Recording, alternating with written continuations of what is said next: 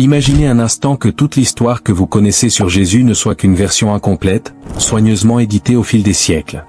Pourquoi la Bible traditionnelle saute-t-elle mystérieusement 18 années cruciales de la vie du Christ, entre ses 12 et ses 30 ans?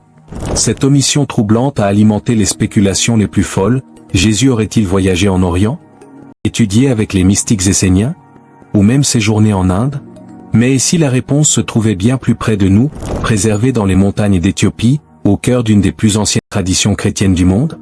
Avant de poursuivre cette fascinante enquête, prenez un moment pour vous abonner à notre chaîne L'Œil du Savoir et activer la cloche de notification. Ainsi, vous ne manquerez aucune de nos révélations sur les mystères de l'histoire.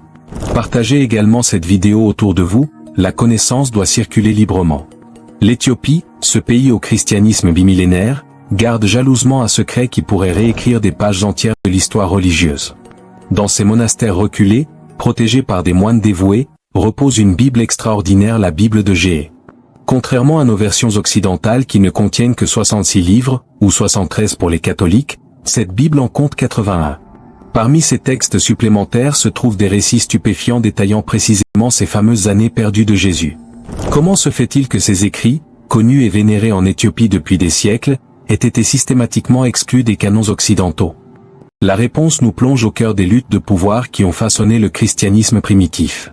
Ce n'est pas un hasard si l'Éthiopie est la seule nation africaine à avoir résisté à la colonisation européenne, préservant ainsi ses traditions religieuses de toute influence extérieure. Ces manuscrits anciens, écrits sur parchemin en gaze, une langue liturgique antique, représentent peut-être la version la plus authentique et complète des premiers textes chrétiens encore existants aujourd'hui. Mais pourquoi ces récits ont-ils été censurés ailleurs? Pour comprendre, il faut remonter au que l'Église, devenue religion d'État sous Constantin, cherchait à uniformiser sa doctrine. Les textes qui ne correspondaient pas à la ligne théologique officielle, notamment ceux mettant en scène un Jésus enfant déjà tout-puissant, furent progressivement marginalisés puis éliminés. Pourtant, les traditions éthiopiennes nous offrent un portrait fascinant de ces années obscures. Selon ces textes, le jeune Jésus ne se contentait pas d'être précoce, il accomplissait déjà des miracles étonnants, comme donner vie à des oiseaux d'argile ou guérir des malades par simple contact. Ces récits, bien que troublants, nous montrent un Messie en devenir, apprenant à maîtriser ses pouvoirs tout en grandissant comme tout être humain. Une perspective qui remet en question notre vision traditionnelle de la nature du Christ. Les textes éthiopiens nous révèlent un Jésus enfant bien différent de celui que nous connaissons. Imaginez un instant ces scènes extraordinaires. Un jeune Jésus modelant des oiseaux en argile pour ensuite leur donner vie d'un simple commandement, le même enfant étirant miraculeusement une planche de bois trop courte pour sauver Joseph d'une erreur de mesure, ou encore guérissant instantanément des blessures avec un simple toucher. Ces récits, bien que merveilleux, posent une question fondamentale.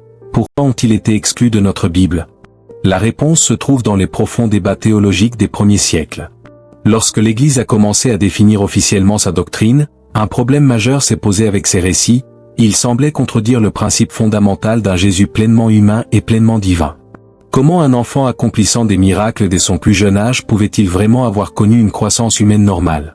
Plus troublant encore, certains passages montrent un Jésus encore imparfait dans le contrôle de ses pouvoirs, comme lorsqu'il frappe de mort un camarade qui l'a bousculé, pour finalement le ressusciter sous la pression des villageois. Le processus d'exclusion de ces textes ne fut pas le résultat d'un complot unique, mais plutôt d'une longue évolution historique. Dès le IVe siècle, des conciles comme celui de Nicée ont commencé à établir des normes pour distinguer les textes orthodoxes des autres. Plusieurs critères ont joué: l'ancienneté supposée du texte, son attribution à un apôtre ou à un proche disciple, et surtout sa conformité avec la doctrine en formation. Les récits de l'enfance miraculeuse, souvent anonymes et tardifs, ont échoué à ces tests. L'Éthiopie, isolée par sa géographie et protégée par sa résistance aux influences extérieures, a pu préserver une vision plus large du christianisme. Contrairement aux églises occidentales qui ont établi une séparation nette entre textes canoniques et apocryphes, la tradition éthiopienne maintient une approche nuancée avec différents niveaux d'autorité attribués au texte.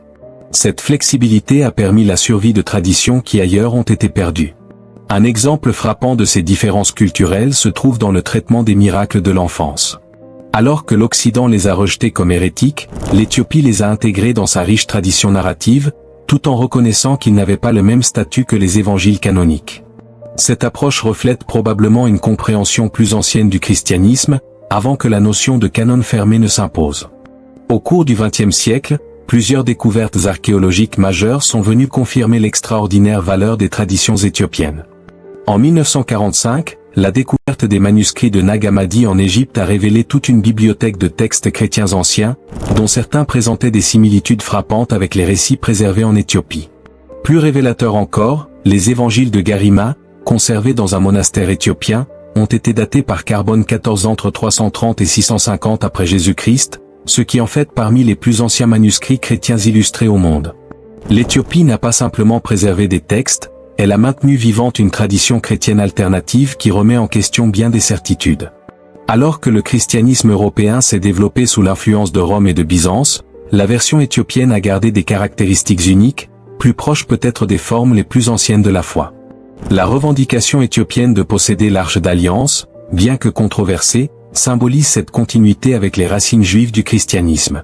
Des études génétiques récentes ont d'ailleurs confirmé des liens anciens entre les populations éthiopiennes et le Moyen-Orient, apportant un éclairage scientifique fascinant aux traditions locales. Ces découvertes nous obligent à repenser radicalement notre compréhension du christianisme primitif.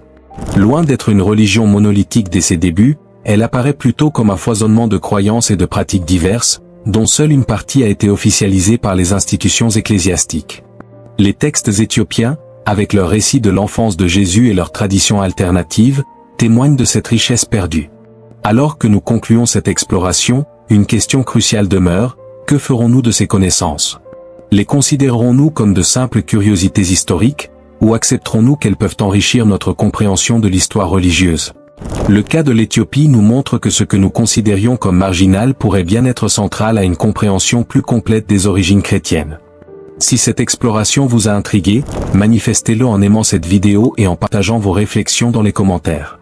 N'oubliez pas de vous abonner à l'œil du savoir et d'activer la cloche de notification pour ne manquer aucune de nos prochaines enquêtes sur les mystères de l'histoire. À bientôt pour de nouvelles découvertes.